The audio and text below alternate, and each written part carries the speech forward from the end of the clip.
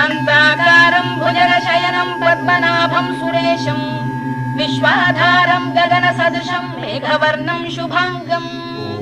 लक्ष्मीकान्तं कमलनयनं योगिहृध्यानगम्यं वन्दे विष्णुं भवभयहरं सर्वलोकैकनाथम् मेघश्यामं पीतकौशेयवासं श्रीवत्साङ्कं कौस्तुभोद्भासिताङ्गम्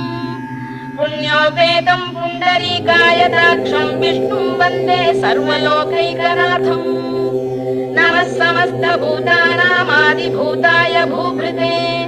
अनेकरूपरूपाय विष्णवे प्रभविष्णवे